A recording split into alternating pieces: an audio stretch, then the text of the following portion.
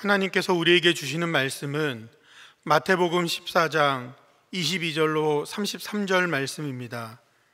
제가 보는 성경으로 신약 24쪽입니다.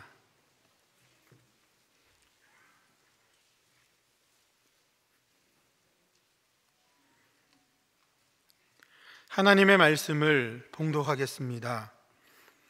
예수께서 즉시 제자들을 재촉하사 자기가 무리를 보내는 동안에 배를 타고 앞서 건너편으로 가게 하시고 무리를 보내신 후에 기도하러 따로 산에 올라가시니라. 저물매 거기 혼자 계시더니 배가 이미 육지에서 술이나 떠나서 바람을 거스름으로 물결로 말미암아 고난을 당하더라. 밤 사경에 예수께서 바다 위로 걸어서 제자들에게 오시니 제자들이 그가 바다 위로 걸어오심을 보고 놀라 유령이라 하며 무서워하여 소리 지르거늘 예수께서 즉시 이르시되 안심하라 나니 두려워하지 말라. 베드로가 대답하여 이르되 주여 만일 주님이시거든 나를 명하사 물 위로 오라 하소서 하니 오라 하시니 베드로가 배에서 내려 물 위로 걸어서 예수께로 가되 바람을 보고 무서워 빠져가는지라 소리질러 이르되 주여 나를 구원하소서 하니 예수께서 즉시 손을 내밀어 그를 붙잡으시며 이르시되 믿음이 작은 자여 왜 의심하였느냐 하시고 배에 함께 오름에 바람이 그치는지라. 배에 있는 사람들이 예수께 절하여 이르되 진실로 하나님의 아들이로소이다 하더라. 아멘. 아주 오래된 사건인데 아프리카 한 교인이 자신도 예수님처럼 물 위를 걸을 수 있다는 믿음을 가지고 금식 기도를 한 후에 호수로 가서 물가로 저벅저벅 걸어 들어갔습니다. 믿습니다 하면서 걸어 들어갔겠죠? 어떻게 됐을까요? 죽었습니다. 물에 빠져 죽었습니다. 그 사람은 오늘 본문 성경을 읽고서 예수님 걸은 것처럼 베드로가 걸은 것처럼 나도 걸을 수 있다는 자기 믿음을 그냥 가지고 무모한 도전을 한 것입니다. 누가 그러더군요. 사람이 물 위를 걸을 수 있는 방법이 있는데 어떻게 하면 물 위를 걸을 수 있냐면 오른발을 물 위로 내딛고 오른발이 물 속으로 들어가기 전에 얼른 들어서 왼발을 물 위에 두고 또 왼발이 물 속에 들어가기 전에 얼른 들고 이러면 걸을 수 있다고 합니다. 말로는 누가 그걸 못합니까? 자, 그런데 여러분, 동물 중에 그렇게 물 위를 걷는 동물이 있습니다. 여러분이 보시는 화면에 보시는 대로 도마뱀이 물 위를 빠르게 걸어갑니다. 저 도마뱀은 바실리스크 도마뱀이라고도 하고 예수 그리스도 도마뱀이라고도 부릅니다. 예수님이 물 위를 걸은 것처럼 도마뱀이 물 위를 저렇게 걷는다 해서 그렇게 이름을 붙인 것입니다.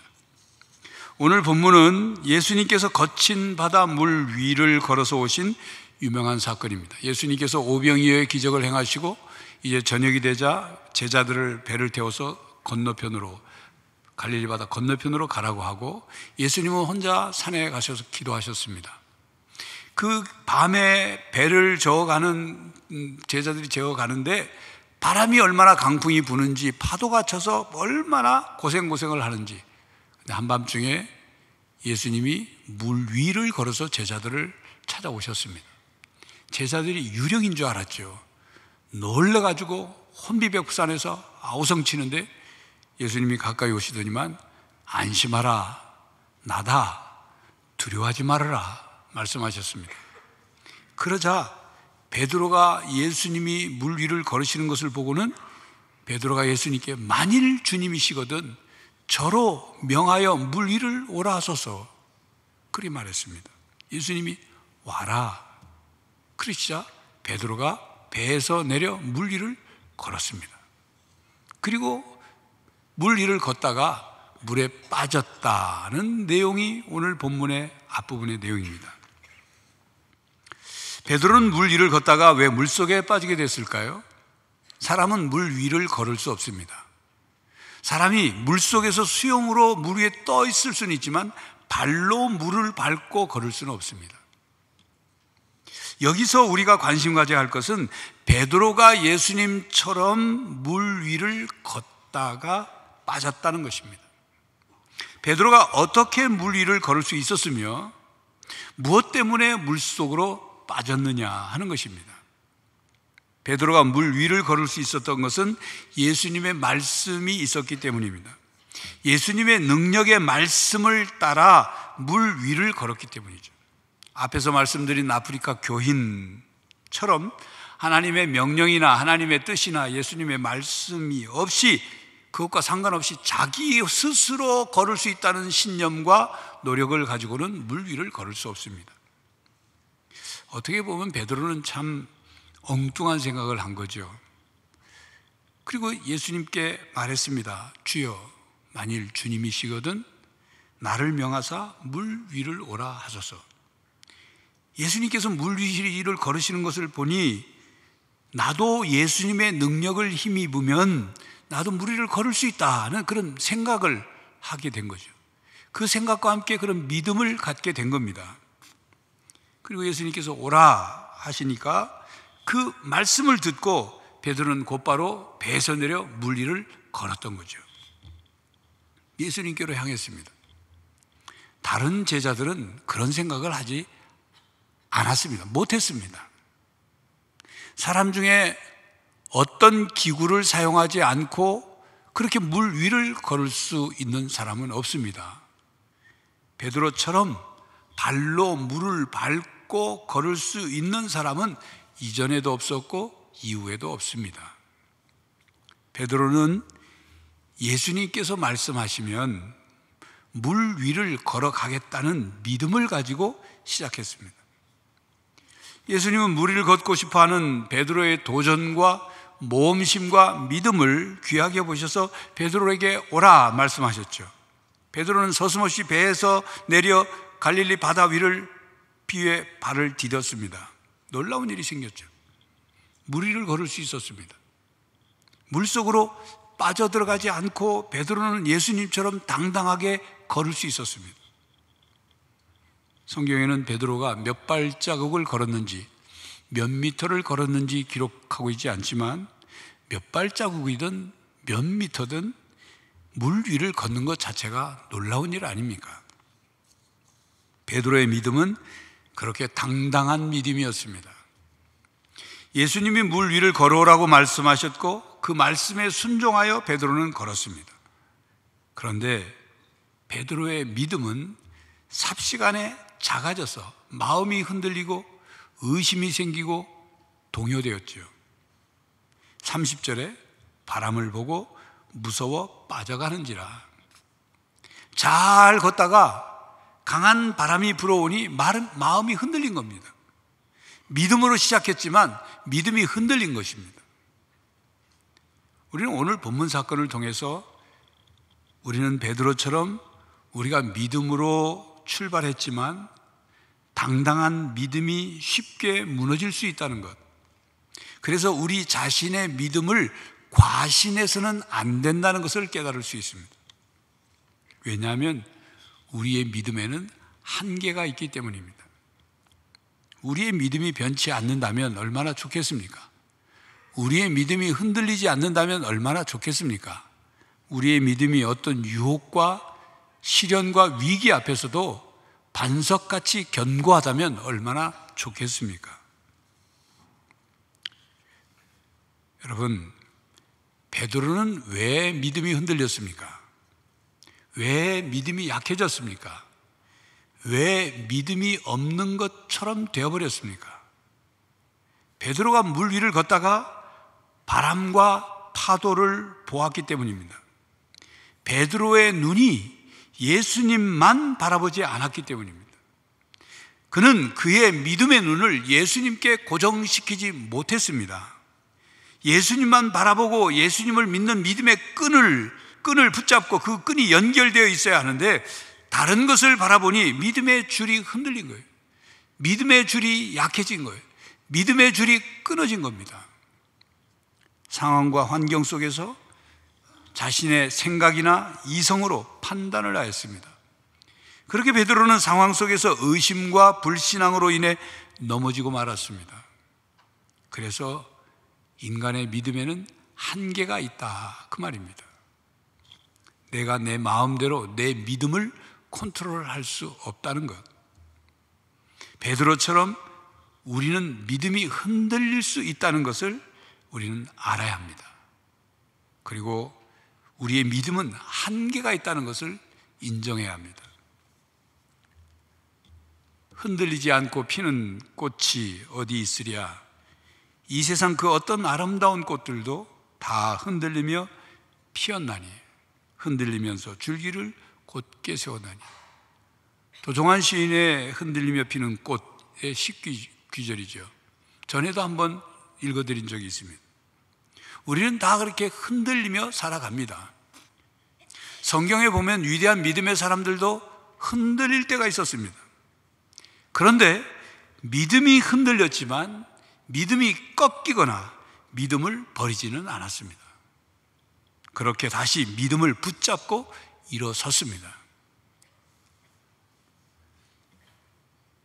우리의 인내에는 한계가 있습니다. 베드로는 다른 제자들이 갖지 못한 믿음을 지녔다고 볼 수 있죠. 사람이 물 위를 걷는 것은 이야기만으로도 신나고 즐거운 일 아닙니까? 베드로는 다른 제자들은 상상도 못했던 일을 할 수 있었던 기발한 사람입니다.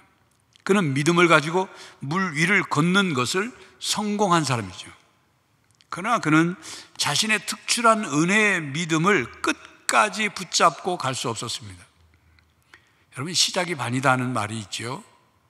그 의미는 시작하기가 어렵지만 시작하면 절반은 이미 이룬 것이다는 그런 의미도 있고, 시작하지 않는 것보다 시작하는 것이 더 좋다는 그런 격려하는 의미도 있습니다.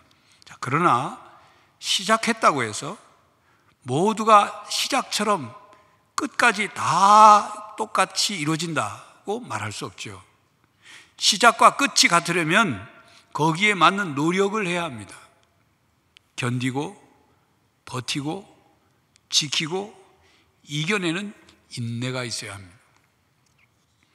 물 위를 잘 걷기 시작했지만 바람과 파도를 보고서 의심이 생겨서 물속에 빠져버린 베드로의 모습 속에서 우리는 교훈을 깨달을 수 있습니다. 믿음은 끝까지 버티는 것이다. 믿음은 끝까지 견뎌내는 것입니다. 믿음은 끝까지 참고 이겨내는 것입니다.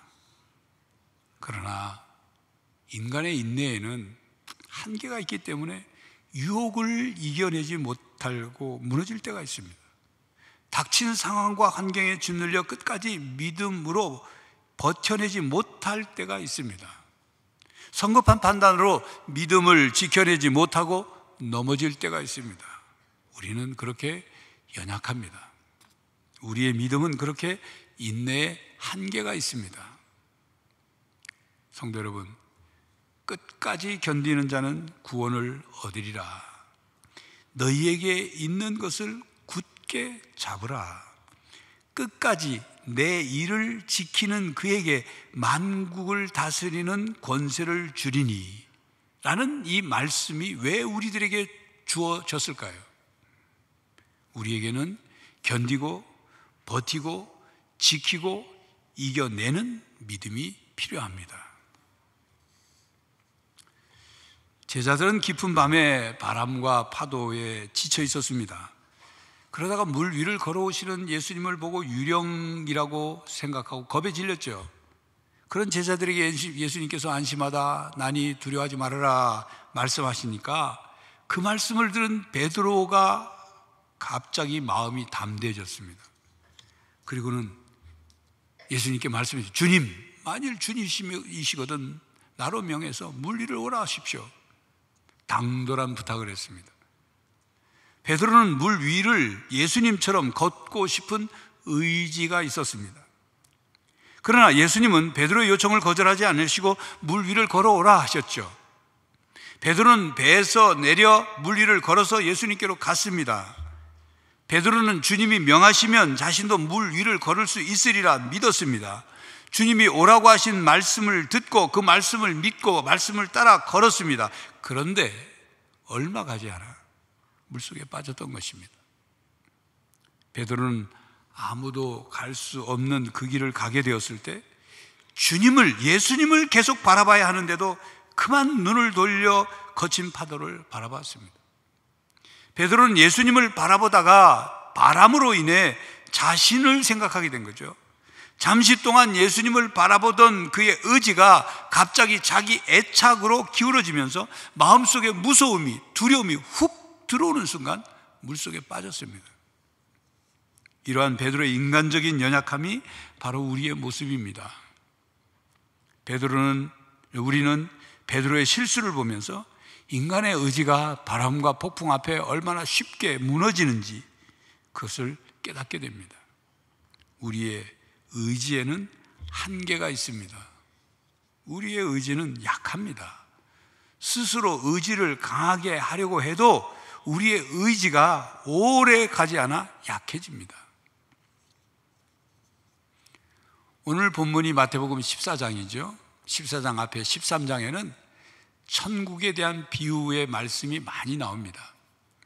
그 중에 예수님께서 씨 뿌리는 자의 비유 말씀하셨는데, 어떤 사람이 씨를 뿌렸는데 그 씨가 어떤 씨앗은 길가에, 어떤 씨앗은 흙이 얇은 돌밭에, 어떤 씨앗은 가시떨기가 있는 밭에, 어떤 씨앗은 좋은 땅에 떨어졌다. 그 비유의 말씀을 하셨죠. 그 중에 흙이 얇은 돌밭에 떨어진 씨앗에 관한 비유 말씀을 예수님이 뭐라고 해석하시느냐 하면, 흙이 얇고 돌이 많은 땅에 떨어진 씨앗은 흙이 있어서 싹은 났지만 햇빛이 뜨겁게 내리쬐면 흙이 얇고 싹이 뿌리가 깊지 못해 이내 말라버리는 것이다. 그렇게 말씀하시면서 그것은 무엇과 같으냐면, 말씀을 듣고 즉시 기쁨으로 받았지만 그 속에 뿌리가 없어 잠시 견디다가 말씀으로 말미암아 환난이나 박해가 일어날 때는 넘어지는 자라. 그렇게 말씀하셨어요. 여기서 환난이나 박해는 예수님을 믿고 따르다가 겪게 되는 고난을 의미하죠. 하나님의 말씀을 아멘 하고 긍정적으로 받았지만 그 말씀을 계속적으로 지키지 못하고 그 말씀이 내 삶에 그대로 이루어지도록 그렇게 끝까지 잘 감당하지 못하고 믿음이 넘어진 거죠. 그렇다면 흙이 얇지 못한 돌밭과 같지 않은 마음, 씨앗이 뿌리를 깊게 잘 내릴 수 있는 그런 밭이란 어떤 것을 말할까요?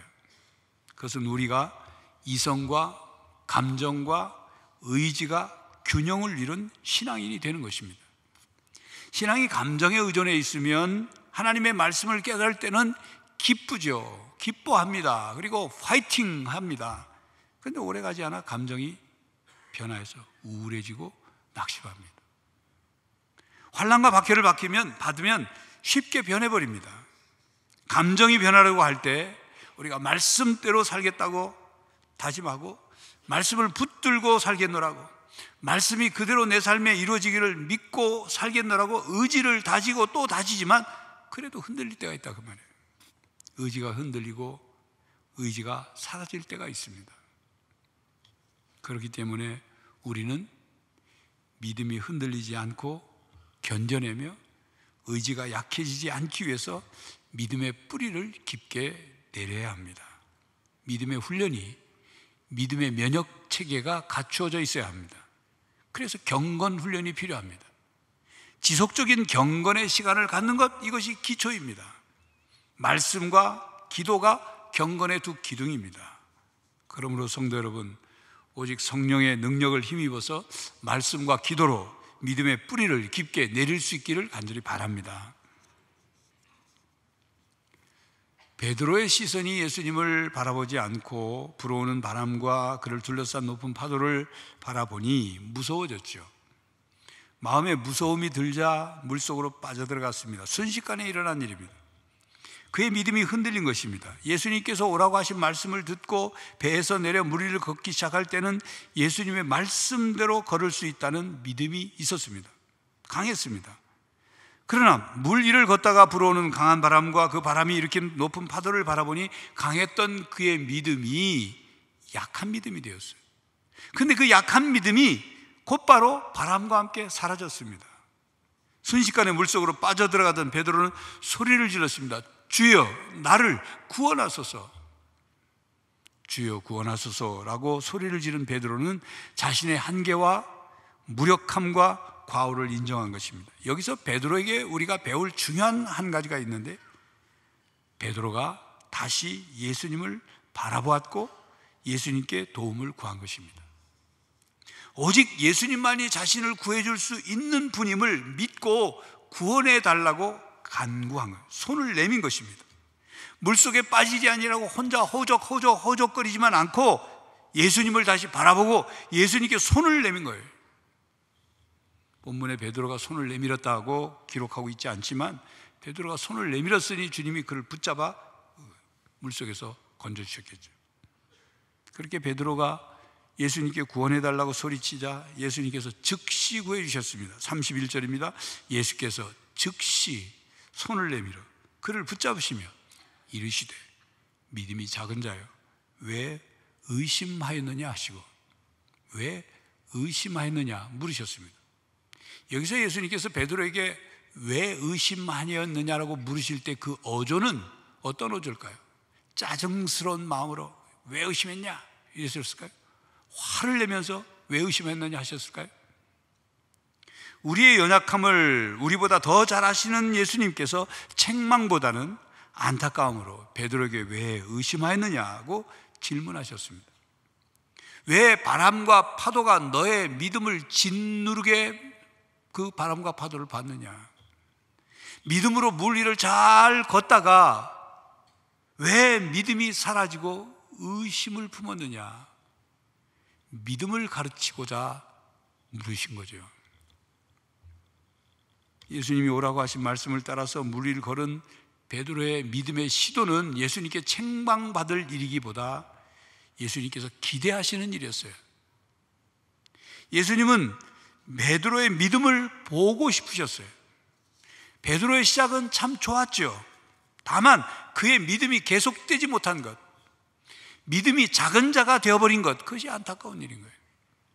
여러분, 그런데 복음서에 기록된 제자들을 보면 그 제자들은 믿음과 의심이 왔다 갔다 했습니다. 처음 제자로 부름 받을 때부터 온전한 믿음과 흔들리지 않는 믿음을 가지고 있었던 것이 아닙니다.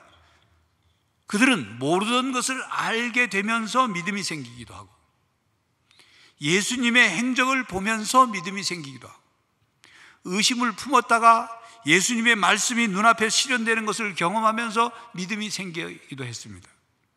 때로는 교훈으로, 때로는 책망으로, 때로는 부끄러움을 당하면서, 때로는 예수님의 말씀대로 행하면서 놀라운 결과를 경험하게 되니 그것이 믿음으로 바뀌게 된 거예요. 믿음이 성장하게 된 겁니다. 때로는 뒷걸음질 치기도 하고, 때로는 샛길로 빠지기도 하고, 때로는 멈춰섰다가 다시 믿음으로 살았습니다. 그렇습니다. 우리의 믿음이 큰 믿음으로 시작했지만 점점 작은 믿음이 될 수도 있구나 하는 것을 우리가 알아야 돼요. 믿음이 의심으로 바뀌면서 믿음이 점점 작아지거나 사라지는 경우도 있구나 알아야 돼요. 그래서 야고보서 1장 6절에는 오직 믿음으로 구하고 조금도 의심하지 말라. 의심하는 자는 마치 바람에 밀려 요동하는 바다 물결 같으니 라고 말씀하며 우리에게 믿음을 당부합니다. 베드로가 예수님의 말씀을 붙잡고 물 위를 걸은 것 믿음입니다. 베드로가 예수님을 바라보고 물 위를 걸은 것 믿음입니다. 물속에 빠져들어가는 베드로가 예수님께 구원해 달라고 소리를 치고 손을 내민 것, 그것도 믿음을 붙잡는 것입니다. 예수님께 간구하는 것, 기도하는 것, 부르짖는 것, 예수님께 도움을 구하는 것이 믿음입니다. 성도 여러분, 우리는 물 위를 걷고 있는 베드로처럼 살아가고 있습니다. 세상이라는 물 위를 걷고 있습니다. 그리고 세상을 바라보며 살고 있습니다. 내가 겪는 사건과 환경을 바라보며 살고 있습니다. 세상의 파도를 바라보기도 하고 예수님을 바라보기도 하며 살고 있습니다. 의심과 믿음, 믿음과 의심이 번갈아가며 줄타기를 할 때도 있습니다.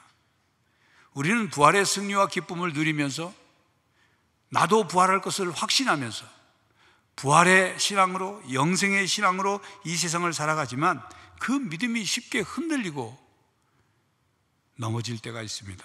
안타깝게도 우리는 자주 세상의 파도가 더 크게 보입니다. 불어오는 바람과 솟구치는 파도에 짓눌려서 예수님을 바라보는 것을 잊어버릴 때가 있습니다. 그리고 이내 세상의 깊은 물속으로 빠져들어가죠. 이 시간 주님은 믿음이 작은 자여 왜 의심하였느냐고 베드로에게 물으시는 것처럼 우리들에게도 물으십니다. 닥쳐오는 세상의 바람에 믿음을 잃지 말라고, 예수님만 바라보고 믿음이 작아지지 않게 하라고 말씀하십니다. 우리의 믿음의 눈을 예수님께 고정하라고 말씀하십니다. 그렇습니다. 성도 여러분,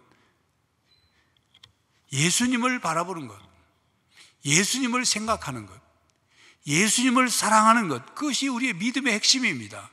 경건의 핵심입니다. 그것이 우리의 믿음의 뿌리를 내리는 아주 중요한 경건 생활입니다. 우리가 십자가에서 나를 위해 죽으시고 부활하신 주님을 집중해서 바라보게 되면 우리가 이 땅을 살아가면서 불어오는 세상의 바람과 세상의 거친 파도로 인하여 우리 마음이 복잡하고 혼란스럽고 두려움에 가득 찬 모든 우리의 짐들을 그 앞에 내려놓게 됩니다. 그리고 우리는 이렇게 기도해야 합니다. 주님, 우리의 환경이 우리를 넘어뜨리려 할 때, 우리에게 일어난 사건이 우리를 실패와 절망으로 빠뜨리려 할 때, 거센 세상의 바람과 악한 파도가 거칠게 우리를 위협할 때 주님의 음성을 듣고 그 위를 걸을 수 있게 해주십시오. 주님의 말씀을 붙잡고 주님만 바라보며 걸어갈 수 있는 믿음을 주십시오. 믿음의 한계, 인내의 한계, 의지의 한계를 넘어설 수 있도록 믿음을 주십시오. 성령 하나님, 저를 도와주십시오. 성령 하나님, 제 안에 충만히 거하여 주십시오. 이렇게 기도해야 하는 것입니다. 성도 여러분, 주님을 바라보며 흔들리지 않는 믿음으로 믿음의 역사를 이루며 살아가는 성도가 되시기를 간절히 바랍니다. 기도하겠습니다.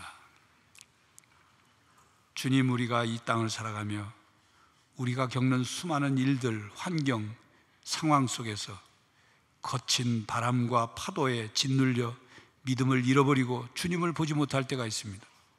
다시 주님을 바라보게 하여 주시옵소서. 다시 주님의 말씀을 붙잡고 의지하여 믿음으로 걸어가게 하여 주시옵소서. 우리 앞에 있는 모든 거친 바람과 파도를 능히 이겨내고 믿음으로 승리하게 하여 주시옵소서. 예수 그리스도의 이름으로 기도하옵나이다. 아멘. 성도 여러분, 믿음으로 시작했지만 믿음이 흔들릴 때가 있습니다.